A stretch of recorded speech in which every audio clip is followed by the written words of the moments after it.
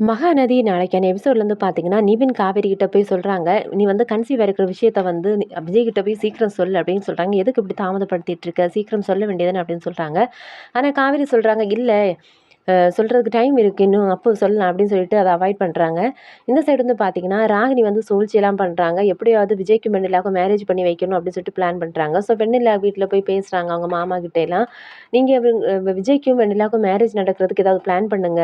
ஏற்பாடு பண்ணுங்க. அப்பதான் சேர முடியும். இல்லன்னா காவேரி உங்கள வந்து பிரிச்சுடுவாங்க." அந்த மாரியெல்லாம் சொல்றாங்க. இவங்களும் வந்து மேரேஜ்க்கு வந்து ஏற்பாடுலாம் பண்றாங்க கோயில்ல. விஜய வந்து ஏமாத்தி அங்க கூட்டிட்டு போறாங்க.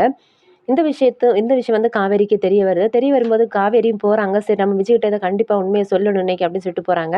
அங்க போயிட்டு விஜய்க்கு வந்து உண்மை தெரிய வருது. வெண்ணிலாவுக்கு எனக்கு மேரேஜ் பண்ணி வைக்க போறாங்க. அதுக்கு தான் பிளான் பண்றாங்க அப்படின்னு சொல்லிட்டு இத தெரிஞ்சுட்ட விஜய் வந்து வெண்ணிலாவ கோபத்துல போய் அடிச்சிடுறாரு. இதோட இந்த ப்ரோமோ முடிச்சிருக்காங்க.